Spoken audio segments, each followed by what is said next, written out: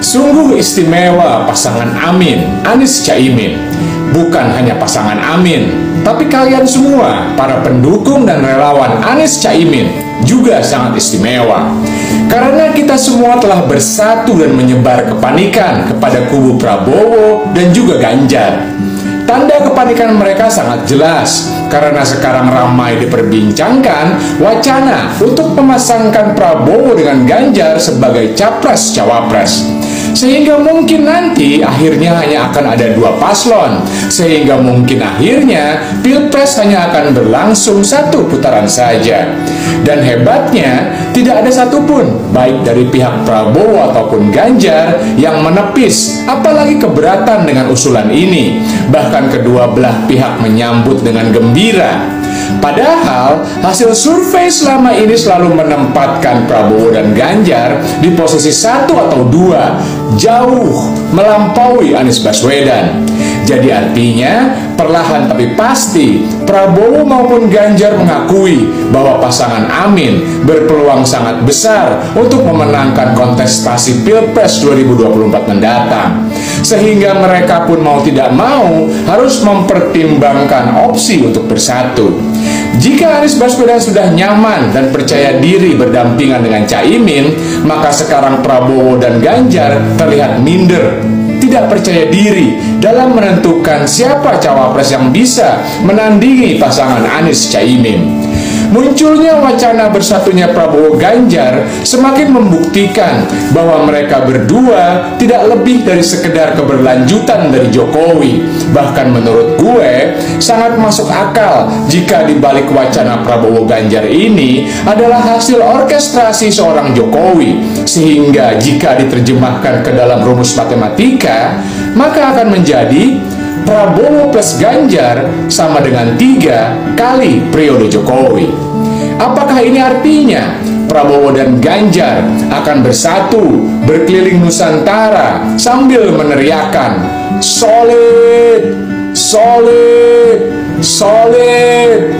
Silahkan kalian berteriak sampai tenggorokan kalian perih. Silahkan kalian cari si solid sampai ke ujung dunia. Tapi pada akhirnya Anies Caimin lah yang akan menjadi presiden dan wakil presiden untuk 2024. Salam semangat antitesa 24. Oke, sebelumnya terima kasih ya untuk abang pendukung garis keras Pak Anies Baswedan dan Caimin, guys. Karena sudah memberikan pernyataan yang membuat kita semua menjadi lucu sekaligus tertawa ya. Jadi ya, kalaupun harus 3 poros ya, Pak Prabowo, Pak Ganjar dan juga Pak Anies, itu saya yakin tetap saja ya Pak Anies tidak akan mampu menandingi kedua pasangan calon presiden, yakni Pak Prabowo dan Pak Ganjar. Karena dari setiap hasil survei, Pak Anies ini selalu di urutan yang paling bawah, guys ya. Tidak bisa menandingi Pak Prabowo maupun Pak Ganjar. Oleh karena itu, seperti yang saya katakan tadi ya, seandainya pemilu nanti terjadi 3 poros ini, guys ya, tetap saja Pak Anies akan kalah ya.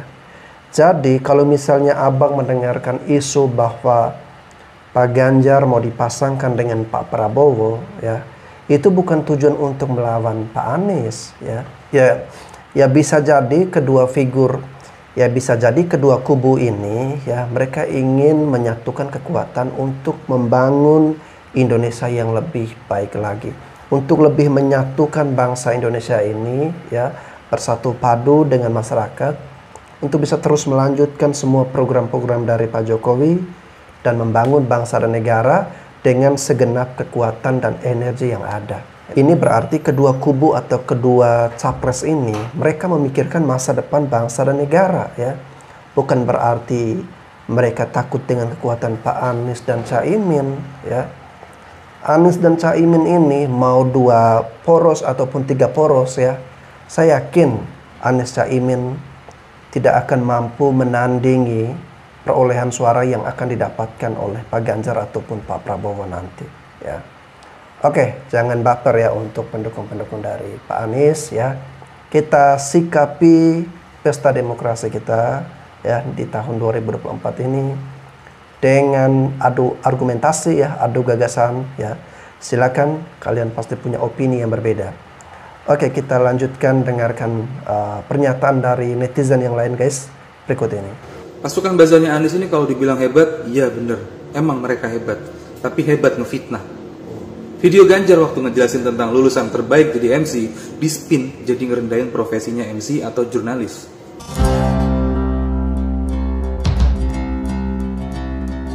Dan ini video yang dipotong oleh para pendukungnya Anies. Baik, Mbak, ya 10 besar lulusan terbaik itu jadi dosen.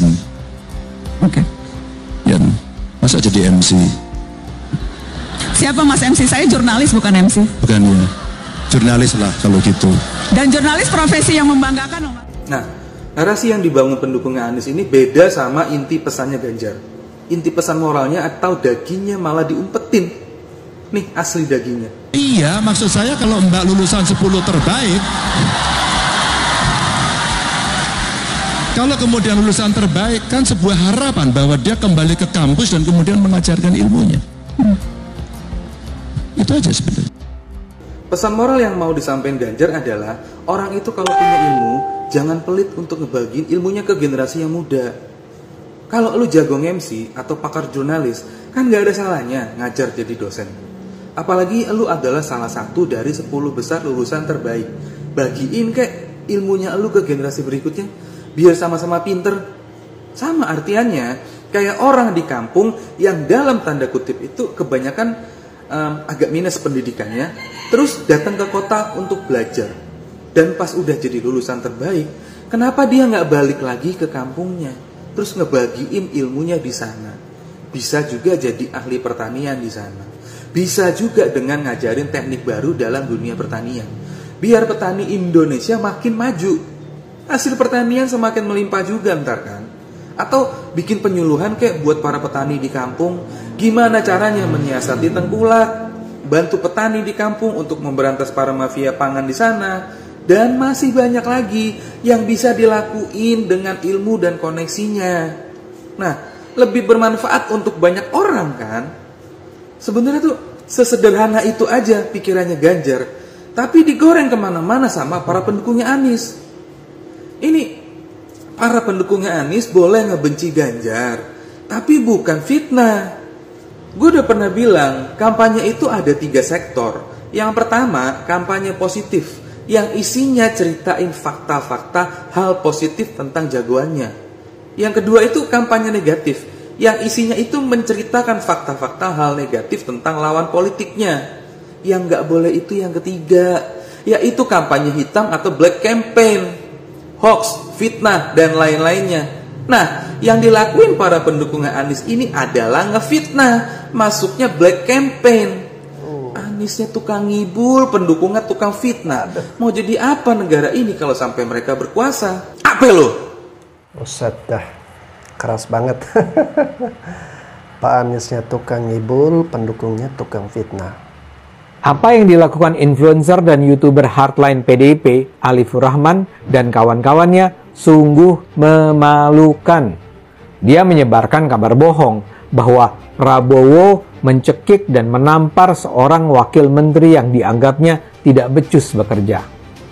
Fitnah ini diangkat Alif di kanal YouTube-nya Siwar TV 17 September yang lalu. Videonya berjudul, "Ada capres nampar wamen di ruang rapat." Menurut kisah fiktif ini, Prabowo marah besar pada Menteri Pertanian gara-gara dianggap tidak mendukung proyek food estate. Prabowo menunggu si menteri hadir di sidang kabinet. Ternyata sang menteri nggak datang. Karena itulah Prabowo menumpahkan kemarahannya pada wakil menteri bernama Harfiq Hasno Kalbi. Si wamen ditampar dan dicekik. Dramatis kan? Nah, kisah Alif ini langsung disambar sejumlah influencer dan netizen lain. Dengan gaya mereka masing-masing, mereka mengolok-olok Prabowo. Tentu saja ditambahkan dengan keterangan bahwa apa yang dilakukan Prabowo menunjukkan sang capres belum berubah. Dulu dia temperamental, sekarang pun masih begitu. Pakai akal sehat sederhana pun kita seharusnya pasti tahu bahwa Alif berbohong. Dan ini memang terbukti bohong ketika Kementerian Pertanian pun menyatakan bahwa insiden itu tidak pernah terjadi. Harfiq tidak hadir di rapat kabinet yang disebut Alif. Dan kalaupun itu masih kurang, Presiden Jokowi juga sudah menjelaskan bahwa itu kisah bohong. Jadi ini memang sungguh memalukan.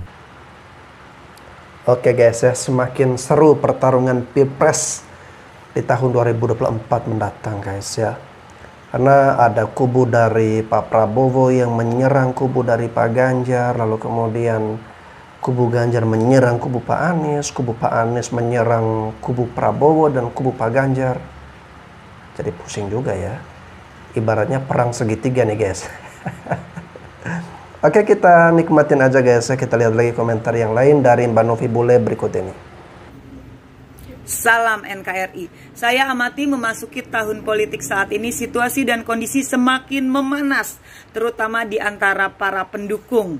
Iya, para pendukung capres sudah mulai menunjukkan taringnya masing-masing. Serang menyerang, black campaign, negatif campaign, fitnah, hoax, caci maki, ujaran kebencian, provokasi sudah dilakukan oleh para pendukung capres masing-masing. Jujur saya sangat miris. Seharusnya pemilu ini kita hadapi dengan hati yang riang gembira, dengan penuh sukacita. Pro dan kontra di dalam negara demokrasi adalah sesuatu hal yang sangat-sangat wajar. Pasti setiap pendukungnya akan berusaha semaksimal mungkin untuk memenangkan orang yang didukungnya. Tetapi ingat, jangan melakukan black campaign atau negatif campaign. Itu yang harusnya dilakukan. Kalau saya secara pribadi tipikal orang yang mengcounter. Saya bukan tipikal orang menyerang, menyebarkan fitnah atau apapun itu. Saya mengcounter isu-isu yang menyerang Pak Ganjar Pranowo ataupun PDI Perjuangan.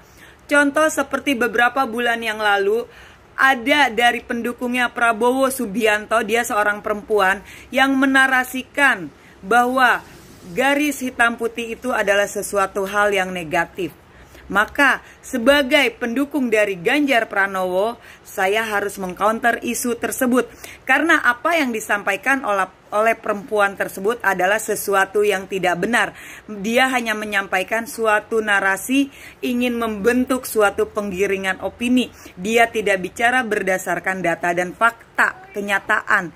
Dia hanya melihat dari beberapa sampel aja yang kemudian diartikan bahwa itu adalah sesuatu hal yang negatif.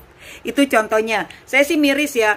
Buat saya begini, orang-orang mau pendukung capres manapun yang kemampuannya hanya melakukan black campaign, negatif campaign, fitnah, caci maki, hoax atau apapun itu saya memaklumi. Di mata saya mereka adalah orang-orang yang minim pengetahuan, minim literasi, minim akal sehat, minim moral, minim akhlak. Karena keminiman yang mereka miliki itulah akhirnya kelakuan mereka seperti itu. Jadi saya maklumi. Dan harus diakui bahwa saat ini Pak Ganjar Pranowo lah calon presiden yang paling banyak dihujat, difitnah, dicaci dari kubu lawan. Paling parah silakan. Bahkan atau terutama di media sosial, Pak Ganjar Pranowo itu paling sadis ya diserang. Tetapi justru itu merupakan satu kebanggaan buat saya. Kenapa saya sangat bangga ketika Pak Ganjar semakin banyak yang menghujat, semakin banyak yang membenci. Buat saya di sini justru adalah sebagai pembuktian bahwa mereka yang menghujat Pak Ganjar Pranowo, yang membenci Pak Ganjar, yang memfitnah Pak Ganjar Pranowo sebenarnya adalah orang-orang yang menyadari bahwa Pak Ganjar Pranowo adalah lawan terberat capres yang mereka dukung. Bahwa Pak Ganjar Pranowo adalah capres yang memiliki kredibilitas lebih baik dibandingkan capresnya masing-masing. Karena apa? Jika mereka percaya diri akan capres atau capres yang didukungnya, tidak perlu menyerang dengan melakukan fitnah, caci maki dan ujaran kebencian. Itu aja, itu contoh, itu logika simpel ya. Dan saya di sini mengajak semua pendukung dari Pak Ganjar Pranowo, ayo kita jadi pendukung yang cerdas, pendukung yang menggunakan logika dan akal sehat yang waras. Jangan jadi pendukung yang ikut-ikutan ke bawah arus dan suasana. Sehingga akhirnya kita tidak ada bedanya dengan pendukung dari kubu lawan. Jangan lakukan fitnah, caci maki, ujaran kebencian, black campaign, negatif campaign. Kita sebagai pendukung dari Pak Ganjar Pranowo harus mengikuti arahan dari Pak Ganjar Pranowo. Oke, itu saya meminta kepada pendukung dari Pak Ganjar Pranowo, jangan ikut-ikutan kubu lawan. Tunjukkan bahwa kita adalah pendukung yang waras, logika yang sehat, memiliki hati nurani, memiliki pengetahuan yang cukup, seperti orang yang kita dukung. Itu aja, kita nggak perlu ikut-ikutan ya. Dan buat kalian juga yang terus kerap kali menghina, menghujat PDI Perjuangan, silahkan lakukan. Semakin kalian menghujat PDI, memfitnah, membenci PDI Perjuangan, terbukti elektabilitas PDI Perjuangan terus meningkat, dan terbukti saat ini PDI Perjuangan dengan perjuangannya dia dulu hingga detik ini, PDI Perjuangan bisa membuktikan bahwa PDI Perjuangan adalah partai nasionalis yang memiliki massa terbanyak saat ini dan memegang peranan. Saya sebagai kader dari PDI Perjuangan sangat bangga. Walaupun banyaknya hujatan, caci maki dan fitnah terhadap PDI Perjuangan, saya bangga. Karena apa? Saya melihat PDI Perjuangan dari awal perkembangan kemajuan hingga detik ini itu sangat luar biasa. Banyaknya liku-liku, kerikil-kerikil yang dilewati oleh PDI Perjuangan, tetapi PDI Perjuangan bisa membuktikan bahwa PDI Perjuangan adalah saat ini partai terbesar di Indonesia yang mampu melahirkan kader-kader terbaiknya seperti Pak Ahok, Pak Saiful Jarot, Pak Jokowi, dan yang lain-lainnya. Itu adalah sebagai bukti. Makanya banyak yang mengendorse produk dari PDI Perjuangan. Oke? Salam NKRI.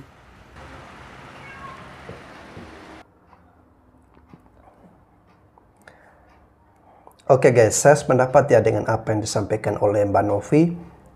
Yang banyak mendapatkan serangan ini adalah salah satu capres yang terkuat saat ini, Pak Ganjar Pranowo guys ya. Kalau saya melihat secara keseluruhan ya, untuk Pilpres di tahun 2024 mendatang sepertinya akan menjadi panggung pertarungan untuk Pak Ganjar versus Pak Prabowo ya.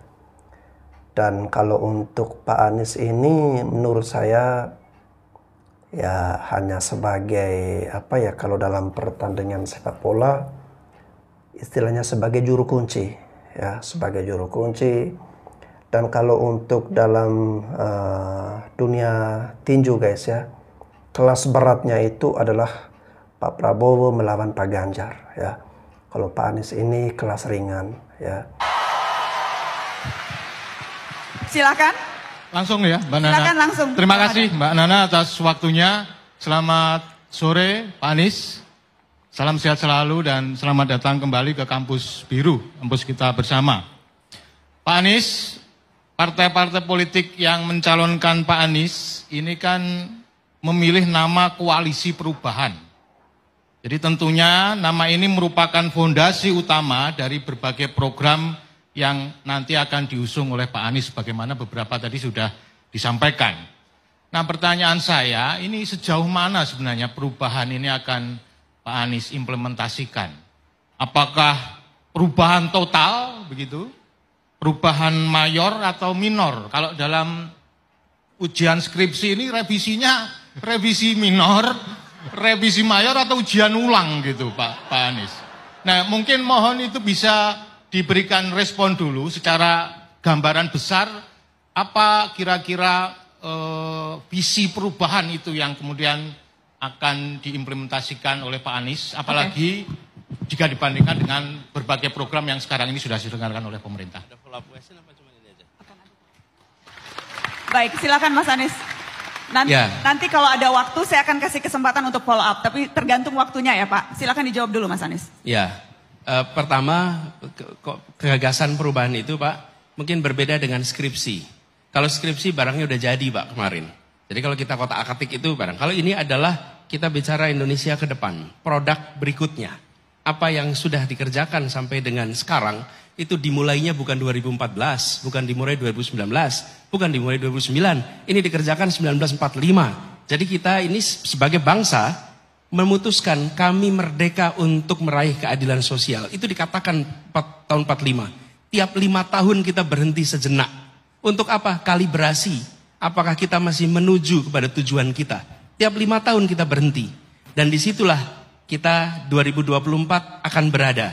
Jadi ini bukan soal melanjutkan atau tidak melanjutkan yang dikerjakan 5 tahun, 10 tahun ke depan, ke belakang. Tapi ini soal bagaimana kita meraih yang kita tuju ketika Republik ini didirikan. Jadi Prof.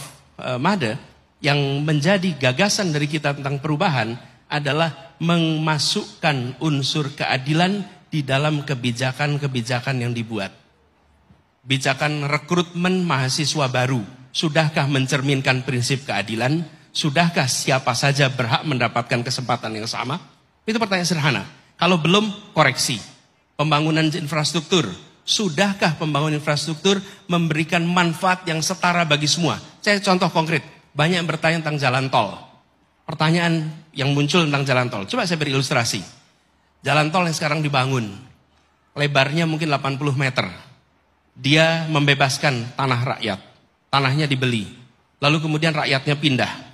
Pertanyaan, bolehkah rakyat menyertakan tanahnya di situ? Sehingga ketika tol itu nanti dibangun, sampai kapanpun keuntungan dari jalan tol itu juga diterima oleh orang-orang yang punya tanah yang di atasnya dibangun jalan tol. Ini prinsip keadilan. Jadi bukan pada tidak dilanjutkannya, tapi dikerjakan dengan cara yang memberikan keadilan. Bila itu dikerjakan Pak, apa yang terjadi? Rakyat yang terlewati jalan tol, dia bukan hanya penonton mobil-mobil orang Jakarta berlalu lalang, tapi mereka merasakan keuntungan dari kegiatan investasi di jalan tol. Karena jalan tol itu investasi swasta. Contoh seperti ini Pak, di dalam semua aspek, sudahkah aspek kesehatan itu mencerminkan prinsip keadilan? Dalam tadi berilustrasi soal usaha mikro, kita selama ini tidak memperhatikan bagaimana pemberian kredit mencerminkan keadilan atau tidak. Saya beri contoh Pak. Ketika Bapak mau mengurus kredit untuk motor, kredit untuk mobil, luar biasa mudah. Tapi kredit untuk rumah sulit. Di sisi lain, kalau Bapak punya rumah, punya akses, maka rumah itu nilainya akan naik terus. Sementara kalau beli motor dan mobil, nilainya akan turun terus.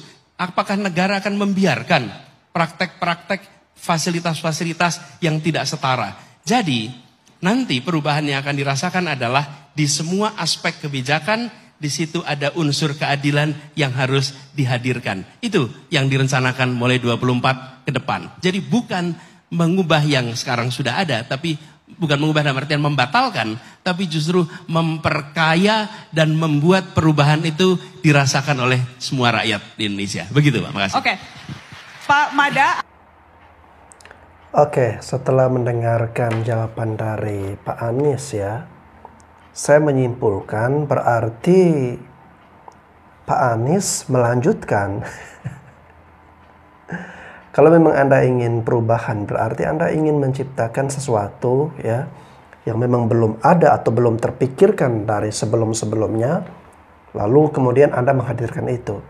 Tetapi ketika Anda hanya melakukan perbaikan kecil-kecilan seperti jalan tol, lalu kemudian perumahan dan seperti yang Anda katakan tadi, itu semua kebijakan-kebijakan ataupun program-program yang sudah dilakukan ya.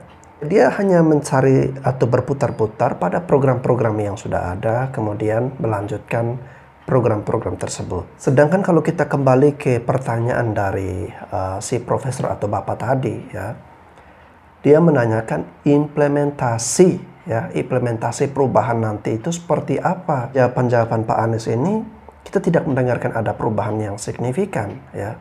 Kalau begitu ya, ini berarti kontradiktif dengan pernyataan ataupun gaungan kampanye Pak Anies selama ini yang menyatakan ingin melakukan perubahan. Ya. Keuntungan dari jalan tol itu juga diterima oleh orang-orang yang punya tanah yang di atas. nggak masuk di logika cara berpikirku yang dibilang Pak Anies ini soal bagi hasil antara yang punya tanah dengan yang punya jalan tol, yang punya investor lah. Sedangkan yang punya jalan tol ini kan nggak mau rugi juga, atau memang otaknya nggak nyampe ke sana, nggak tahu lah ya kan. Setauku kalau yang namanya bagi hasil atau dibilang istilah kerennya itu dividen, itu kan yang punya atau yang punya wewenang untuk berbagi hasil kan nggak mau rugi juga. Apalagi soal dividen yang lebih ribet, lebih rumit, di mana yang dibagi hasil itu hasil keuntungan. Sedangkan harga tanah semakin tahun semakin mahal. Jadi pembagiannya ini bagaimana? Soal harga tanah kah atau soal keuntungan? Kalau dinilai dari harga tanah mungkin ya nggak mau juga lah ya kan. Apalagi harga tanah setiap tahun makin mahal. Kalau dari keuntungan nggak tahu juga ini berapa persen, kuasa 0, yang didapat yang punya tanah. Sedangkan misalnya saya yang punya tanah, nggak bisa saya membangun atau membuat apapun di atas tanah saya selagi masih ada jalan tolnya. Kecuali jalan tol ini udah hancur, udah nggak ada lagi, barulah saya bisa kembalikan atau tanah saya bisa kembali ke saya untuk membangun atau membuat apa kayak di atas tanah saya. Kan begitu. Sedangkan mekanisme selama ini kan kalau dibilang ya lebih pasnya itu ganti untung dengan harga tanah di saat jalan tol itu atau tanahnya itu mau dibebaskan, pembebasan tanah begitu. Jadi kalau bagi hasil begitu nggak tahu lah, mungkin otak kau yang nggak nyampe ke sana, nggak tahu lah kita ya kan, atau kalian nyampe otak kalian ke sana untuk hitung-hitungan bagi hasilnya bagaimana, nggak tahu lah kita. Cuma kalau aku tuh nggak nyampe otakku ke sana soal bagaimana bagi hasilnya, bingung. Bukan dimulai 2019, bukan dimulai 2009, ini dikerjakan 1945. Ngawur kali Bapak ini kalau ngomong ya. Apa yang dikerjakan sekarang bukan dimulai dari tahun-tahun sekarang, bukan dimulai dari tahun 2019, 2012, 2014, dan 2009. Katanya konfirmasinya dimulainya dari tahun 1945. Lah, pernah naik tol Cipali nggak? Pernah naik tol Becakayu nggak? Pernah naik tol Bocimi nggak? Atau pernah naik tol Trans Sumatera? Trans Kalimantan? Tahun 2000, apa itu sudah ada? Tahun 1990 apa itu sudah ada. Anda ini ngomong membalik-balikan fakta, Pak. Ketika Bapak jadi gubernur, apa yang Anda bikin di Jakarta? Sekarang lihat untuk daerah Sunter yang dulu Bapak gusur. Apa masyarakat sekitar itu mendapatkan hak dari apa yang Bapak kerjakan waktu itu? Penggusuran yang Bapak lakukan untuk rumah susun yang ada di sekeliling JIS, apa itu memberikan manfaat untuk masyarakat yang terkena dampak? Bahkan untuk membayar bulanannya pun minimal mereka itu harus punya 7 juta, Pak. UMR Jakarta berapa, Pak, sekarang, Pak? Bapak enak bener ngomong jalan tol. Masyarakat yang terdampak, yang terkena gusuran jalan tol harus memiliki sertifikat, harus punya investasi, nilai investasinya. Lah kok pemerintah itu kan beli, Pak, dari masyarakat. Kalau Bapak bikin peraturan seperti itu, ada berapa juta orang yang terkena gusuran, yang terkena dampak pembangunan jalan tol. Demo bisa tiap hari, Pak. Jasa Marga pun ikut-ikutan demo nanti sama Bapak. Pemerintah itu udah beli loh. Contoh sederhana, saya punya duit, saya punya lahan,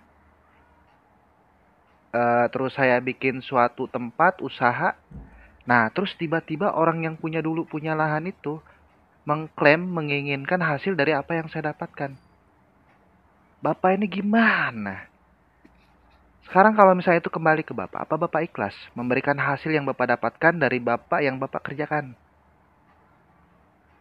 Dari apa yang sudah Bapak beli di situ? Itu logikanya seperti apa Pak pemikiran seperti itu? Nggak usah ngawur lah Pak. Rakyat udah cerdas. Jadi nggak usah lah membalik-balikan fakta. Karena apa yang Jokowi bangun sekarang itu semata-mata demi rakyat. Semata-mata untuk memajukan negeri ini. Semata-mata untuk menjadikan negeri ini supaya mandiri. Jokowi membangun infrastruktur ke sana kemari, desa, kota. Hanya satu tujuan beliau, apa? Supaya daerah yang terisolir, daerah yang memang pedalaman, itu bisa membangun daerahnya. Nggak perlu orang jauh-jauh kerja ke daerah perkotaan. Karena di daerahnya itu sudah bisa berinvestasi, investor sudah masuk. Dengan adanya infrastruktur yang baik, diharapkan investor bisa masuk ke sana. Tak usahlah Bapak membalik-balikan fakta, membodohi-bodohi orang pinter.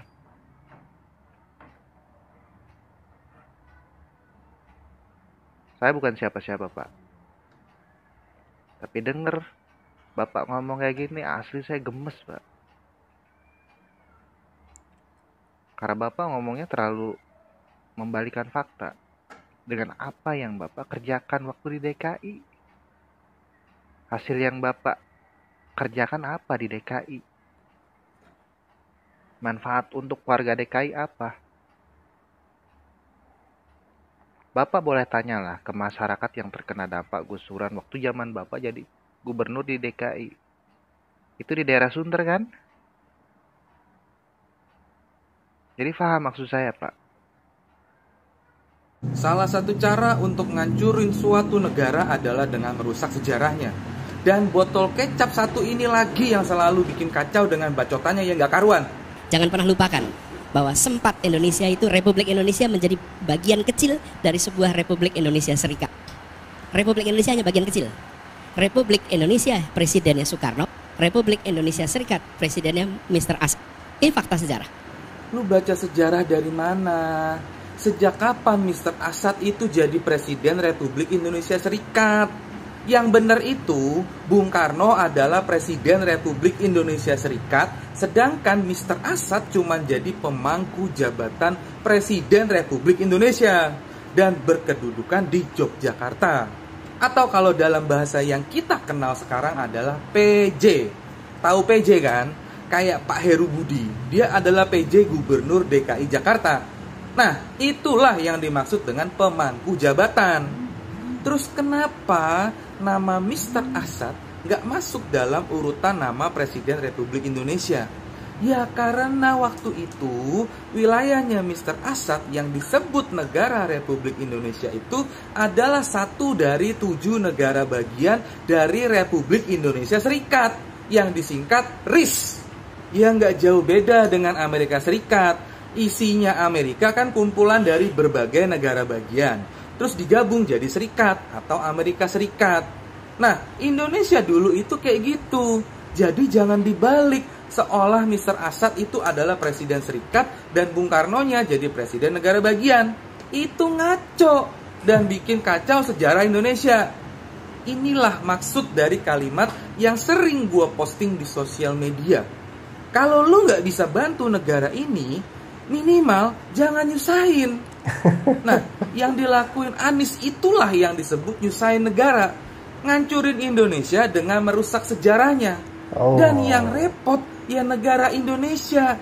Harus klarifikasi kalau bacotannya Anies itu ngawur. Paham? Apa lo? Kalau Anda tidak bisa memajukan negara ya, memberikan kontribusi untuk negara ya, setidaknya Anda jangan nyusahin. Kalimat yang sangat telak ya untuk Pak Anies ya, karena melontarkan sejarah dengan ngawur ya. Akhirnya ini kan membingungkan kita semua, bagaimana seorang pemimpin tidak menghafal sejarah seperti ini ya. Kalau memang toh Anda tidak menguasai atau menghafal sejarahnya, ya sudah diam saja. Nggak usah Anda ngomong, ya Anda menceritakan, tetapi sejarah yang Anda sampaikan itu tidak sesuai dengan fakta yang sebenarnya. Ya. Akhirnya ya tercoreng nama Anda. Ya akhirnya Anda sendiri yang harus menanggung rasa malunya itu. Kalau boleh tahu siapa namanya? Awinda Amalia. Menurut kakak, siapa yang cocok jadi presiden di tahun 2024? Prabowo mungkin ya. Alasannya kenapa tuh, Pak? Menurut saya dia pantas aja sih jadi presiden, dan juga pun perjuangan dia juga kan ke Indonesia. Menurut saya itu aja sih. Makasih ya. Ya, Pak Anies. Alasannya kenapa? Aku nggak suka banteng. Nggak banteng-banteng lah Bang Tony, ini pahit kali soalnya udah berapa periode ya. Oke, makasih ya. Iya, sama-sama. Prabowo mungkin ya. Alasannya kenapa tuh, Kak? Karena kan dia udah bolak-balik daftar kan, nyalek gitu kan, nggak dapat kayaknya bakalan kali ini dia sih yang menang. Kasian kan nggak menang-menang. Bukan nyalek, kayak nyapres. Iya, nyapres, maksudnya itu nyapres. Siapapun presiden terpilih, apa harapan kakak untuk bangsa ini? Banyak lapangan kerja aja. Ya. Soalnya kan aku baru sidang kan, wisuda, aku perlu kerjaan lah yang gampang gitu kan. Terima kasih ya. Iya. Ketua Umum Partai Kebangkitan Bangsa PKB Muhaimin Iskandar mengatakan bahwa sebelum memutuskan untuk berpasangan dengan Anies Baswedan, mencocokkan dulu kabar langit dan kabar bumi. Ternyata kabar langit dan kabar buminya cocok. Sementara kalau dengan Prabowo Subianto disebutkan bahwa buminya bagus tapi langitnya gelap. Buminya bagus tapi langitnya gelap. Biasanya para politisi memutuskan tindakan langkah politiknya itu berdasarkan survei politik, tapi ini sepertinya memutuskan langkah politiknya berdasarkan perakiraan cuaca.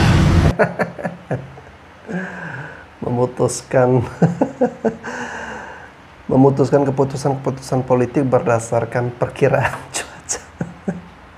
Review 3 bakal calon presiden di mata Najwa. Satu kata untuk Anies Baswedan, unexpected. Jujur di awal tuh gue udah punya asumsi kalau Pak Anies Baswedan ini cuma jago retorika doang gitu kan ya. Kayak stigmanya tuh kan kayak gitu. Tapi menurut gue di pemaparan gagasan kali ini, Pak Anies ini menurut gue cukup on point gitu. Underrated banget. Di tiap poin pertanyaan dia tuh bisa jawab dengan on point gitu. Nggak yang retorika banget, dia cukup solutif gitu. Dengan pembawaannya tuh yang memang naratif gitu kan. Dan hal yang gue suka dari Pak Anies Baswedan di pemaparan gagasan ini tuh di isu pendidikan ya, buat gue dia salah satu, dia jadi yang terbaik dari ketiga kandidat gitu. Karena dia mungkin karena memang ada background sempat jadi menteri pendidikan, terus beberapa kebijakan pas di Jakarta apa gimana, pokoknya yang gue lihat cukup on point lah buat isu pendidikan itu. Dan ya narasinya juga kalau buat gue sih cukup mudah dimengerti ya, tapi gue nggak ngerti sih ada orang yang kayak bilang ngomongnya kemana-mana apa gimana ya. Tapi kalau gue sejujurnya paham apa yang dia omongin gitu. Yang kedua ada Ganjar Pranowo. Satu kata untuk Ganjar Pranowo, blunder.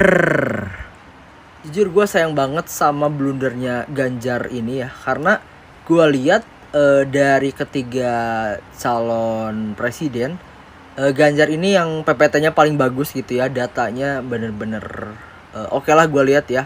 Solusi yang dia tawarkan tuh jawabannya tuh sangat-sangat implementatif gitu, khususnya di bidang ketenaga kerjaan gitu. Dia berani mengucapkan bitter truth gitu ya soal tenaga kerja asing yang ada di Indonesia dan perbandingannya dengan tenaga kerja di Indonesia gitu. Buat gua itu menarik sih, bagus dia. Cuma sayangnya dia tuh blunder di sini. Dia ada momen dimana kayak dia tuh meremehkan sebuah profesi lah kayak gitu. Itu jadi backfire sih ya, karena ya kemarin juga yang di UI dia sempat blunder juga kan ya. Jadi itu minusnya di situ sih. Ya buat itu yang lo bisa nonton sendiri. Yang ketiga ada Prabowo Subianto. Satu kalimat untuk Prabowo Subianto, terlalu tua untuk jadi presiden. Jujur gue tuh sebenarnya udah ada keinginan buat all in di Prabowo gitu ya sebelum ada pemaparan gagasan ini gitu. Ya alasnya sesimpel karena gue suka persona Prabowo gitu kan. Tapi setelah gue lihat acara ini, gue jadi pikir-pikir 2 kali buat milih Prabowo. Di panggung ini gue lihat Prabowo tuh jawabannya tuh kurang on point ya, karena mungkin memang dia kebetulan udah tua dan dia di urutan ketiga udah lebih malam, mungkin capek lah gimana gue nggak tahu. Dan dari segi penguasaan panggung, Pak Prabowo ini sering motong pertanyaan Mbak Najwa juga ya. Jadi gue nontonnya kurang nyaman gitu sih.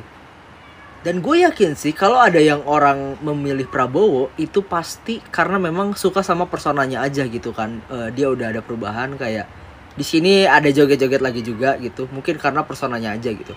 Karena kalau dari visi misi dan cara dia menjawab gitu-gitu, gue nggak ngelihat ada advantage dibanding dua kandidat lainnya sih. Dan hal yang paling gue heran banget tuh adalah ketika ditanya solusi untuk mengentaskan korupsi, Prabowo bilang cara untuk mengentaskan korupsi adalah dengan cara meningkatkan gaji pejabat. Kurang aneh apa sih bah itu? Kayak anjir. Terus dia ngambil contoh negara-negara di Afrika. Pejabat-pejabat di Afrika memang banyak dapat tunjangan dan gajinya besar gitu. Tapi kalau logikanya nih, kenapa kita ngikutin negara di Afrika gitu? Yang mana yang maju kan gak seberapa, gak banyak gitu kan. Jadi gue gak dapet sih logikanya ya dari Pak Prabowo ini gitu. Dan fatalnya lagi, Pak Prabowo ini ketika bahas soal kekayaannya, dia tiba-tiba bahas soal bisnisnya. Dan dia keceplosan kalau bisnisnya tuh gak berkembang. Dan dia ngasih alasannya, karena alasannya adalah 20 tahun tidak berkuasa. Coba lu cari itu di videonya. Itu ada kayak, pas gue nonton tuh kayak, anjir, ini bener ngomong kayak gini gitu, kayak itu parah banget sih. Dan gue lihat kalau Pak Prabowo ini nggak paham soal isu-isu terkini gitu ya. Bahkan beliau pun tidak tahu soal isu UU ITE gitu kan. Terus sempet ada yang nanya soal mental illness. Tapi itu emang nggak masuk akal juga sebenarnya. Nggak begitu penting buat ditanyakan. Tapi Pak Prabowo juga jawabnya nggak on point gitu. Jadi buat gue Pak Prabowo memang cukup udah terlalu tua ya. Kasihan juga ternyata dia umurnya 71, 72. Seumuran nenek gue anjir gitu kan. Kasihan sih kalau gue ya. Jadi ya gitu. Nah itu sih sedikit review dari gue. Review sotoy dari gue tentang bakal calon presiden di mata Najwa. Ya menurut gue sih jangan mengambil keputusan hanya dari acara ini aja gitu ya. Lo harus lihat programnya seperti apa. Terus ya reka partai pengusungnya dan lain sebagainya gitu.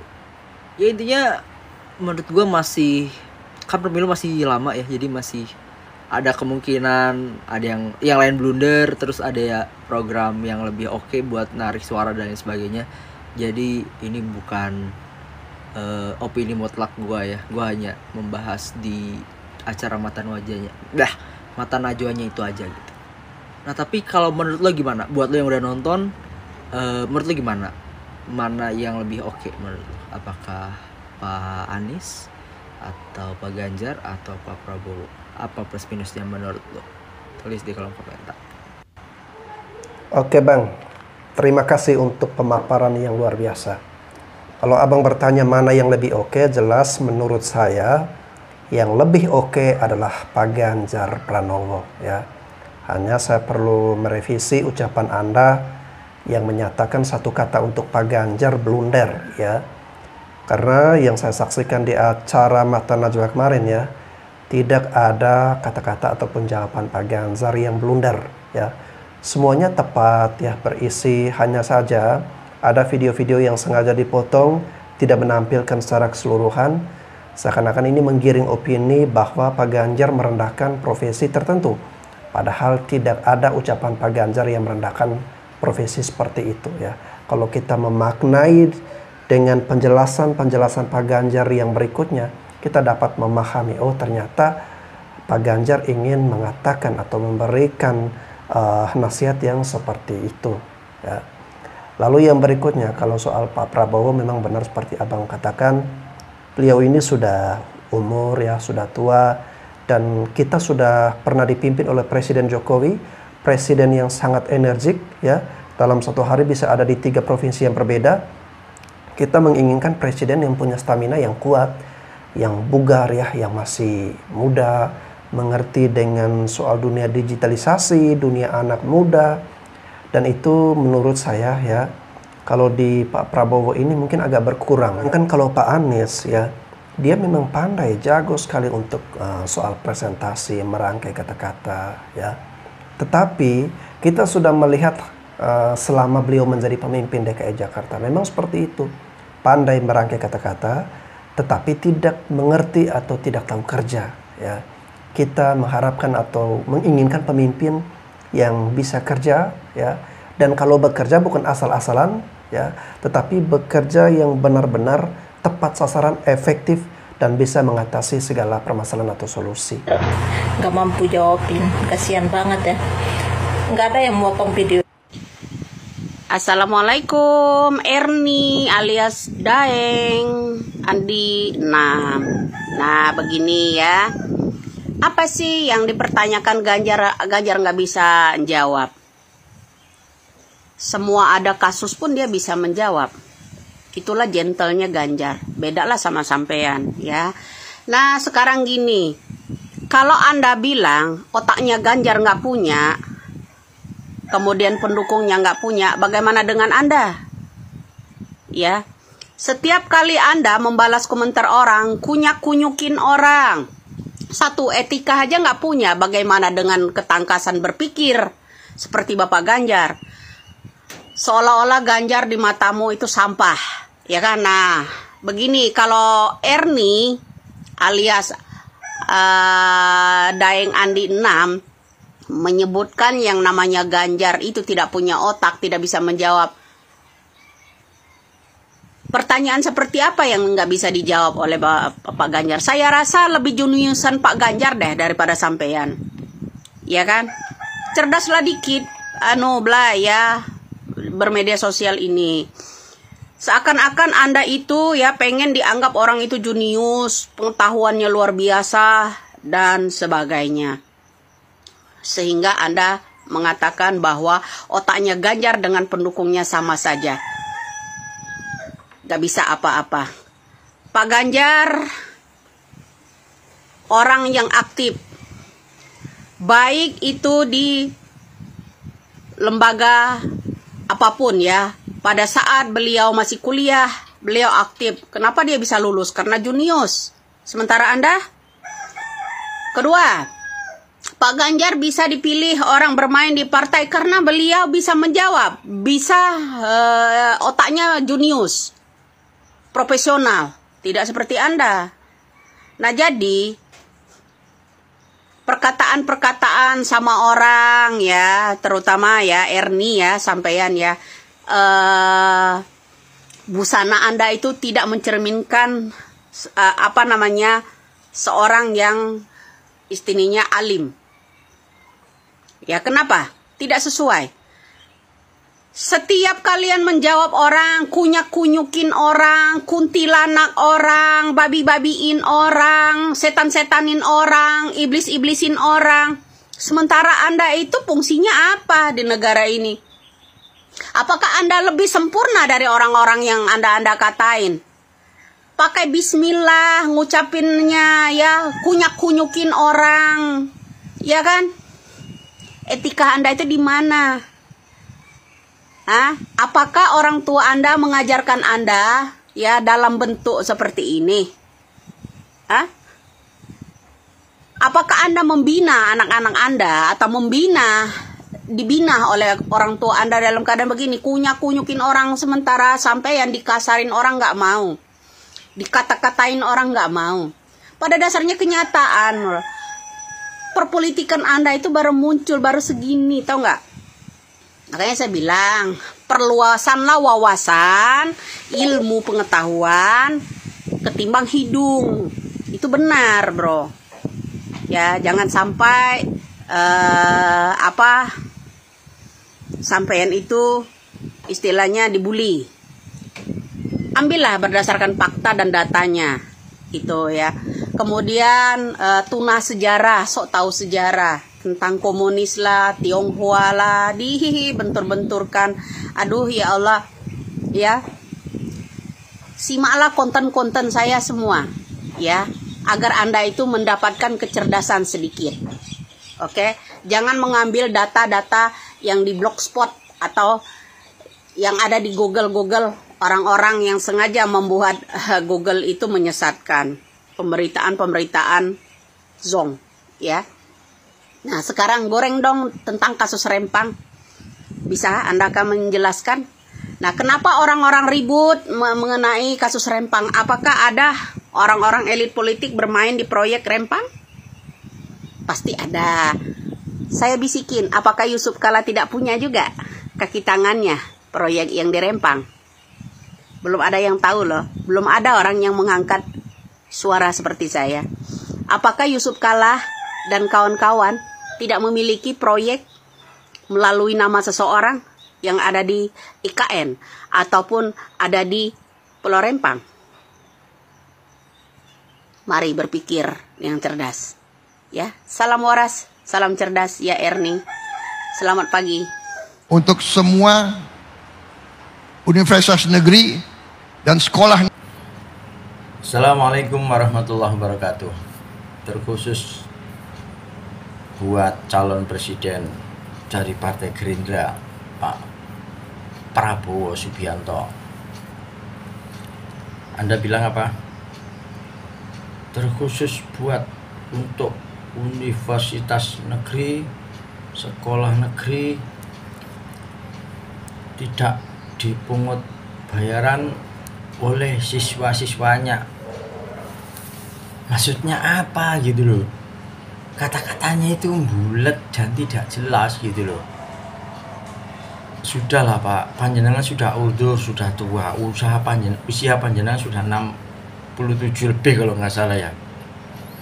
Serahkan saja sama generasi milenial, generasi muda yang apa? Bukan saya bilang panjenengan tidak cerdas, panjenengan cerdas. Cuman yang namanya orang sudah tua itu kan penyakit pikun itu kan sudah mulai tumbuh Pak, gara-gara usia, faktor U. Jadi tolong sebelum panjenengan orasi, sebelum panjenengan diwawancara itu dipikir dulu apa yang mau keluar dari kata-kata kita itu, biar tidak terjadi apa ya, miss dalam bicara gitu loh. Nanti kalau saya bilang begini katanya black campaign, saya tidak suka dengan Pak Prabowo. Enggak. Untuk apa? Enggak ada gunanya juga. Cuma intinya begini, sebelum kita ngomong di media massa, di media elektronik, media sosial, dipikir dulu gitu loh. Lah kayak begini kan jadi bahan candaan anak-anak gitu loh. Masa calon presiden ngomongnya begini kan lucu sekali. Nanti kalau saya ngomong begini katanya black campaign, nanti didatangi sama tim panjenengan yang 008 katanya itu ya. Siapa yang mau menyerang Pak Prabowo akan kami datangi, kami siap begini. Itu eranya Orde Baru. Sekarang era demokrasi, bebas menyatakan pendapat siapapun. Yang penting masih di dalam rambu-rambu dan tidak menyerang personal. Dan tahu ini wilayah hukum, ini wilayah mana tahu. Tidak ngawur. Kalau kayak begini ya jujur. Panjenengan sudah sepuh. Takutnya nanti kalau terpilih pikun, sudah menerapkan kebijakan ini, ternyata apa yang saya kemarin saya nggak melakukan apa-apa, ya repot. Kasih aja lah generasi-generasi yang cerdas-cerdas, yang masih muda-muda Pak ya. Panjenengan istirahat aja, cukup di balik layar. Siapa yang menyokong siapa gitu Pak ya. Nah, panjenengan tuh sudah kelasnya Bu Megawati, di belakang layar sudah ya. Jangan maju. Takutnya pikunnya kumat Pak. Dah ya, salam maras, salam NKRI harga mati. Assalamualaikum warahmatullahi wabarakatuh. Merdeka. Oke guys, setelah saya puas mendengar pemaparan dari netizen atau influencer atau dari teman-teman yang menyuarakan atau memberikan pendapat komentar terkait dengan Pak Prabowo, lalu kemudian Pak Anies dan juga Pak Ganjar ya. Nah, dari ketiga capres ini guys ya, menurut saya yang lebih tepat untuk melanjutkan program-program dari Pak Jokowi, meneruskan semua yang sudah dikerjakan ataupun proyek jangka panjang ya yang membutuhkan keberlanjutan, yang paling tepat untuk hal itu adalah Pak Ganjar, ya. Pak Ganjar dan Pak Prabowo menurut saya ini merupakan pertarungan kelas berat, pertarungan yang sengit guys ya. Dan Pilpres di tahun 2024 ini sepertinya akan menjadi panggung bagi Pak Ganjar dan juga Pak Prabowo, ya. Ya, kalau Pak Anies seperti yang saya bilang tadi guys ya, hanya sebagai pelengkap atau pemanis atau juga hanya sebagai dalam sepak bola ya, satu grup itu pasti ada salah satu tim yang hanya akan menjadi juru kunci ya. Jadi Pak Anies ini hanya menjadi juru kunci. Terserahlah kalau teman-teman menganggap atau menilai saya terlalu menganggap Pak Anies ini. Tetapi yang saya bicarakan ini saya melihat berdasarkan hasil survei di mana Pak Anies ini kesulitan sekali elektabilitasnya untuk bisa menyaingi Pak Ganjar ataupun Pak Prabowo ya. Dan juga kita melihat dukungan dari partai politik ya, dukungan dari tokoh-tokoh elit itu lebih banyak ke Pak Prabowo dan juga ke Pak Ganjar. Kalau Pak Anies ini hanya didukung oleh 3 kekuatan partai ya, partai PKB, Nasdem dan juga PKS ya. Sayang sekali mereka harus kehilangan salah satu partai yang menurut saya ini juga layak diperhitungkan, yakni Partai Demokrat yang saat ini sudah merapat atau menyatakan dukungannya kepada Prabowo Subianto ya. Oke, tetap semangat ya Pak Anies, biar ada sedikit warna dalam Pilpres 2024 nanti. Ya memang Pak Anies harus diikutsertakan guys ya. Oke teman-teman ya, anggap aja ini sebagai hiburan. Kalau membahas politik seperti ini jangan ada yang baper ya. Kita harus pakai logika, pakai rasional saja guys ya. Terima kasih teman-teman yang sudah menyaksikan sampai dengan sejauh ini. Saya mohon maaf apabila ada kata-kata yang kurang berkenan. Saya Bastian Sebo, sekian dan terima kasih.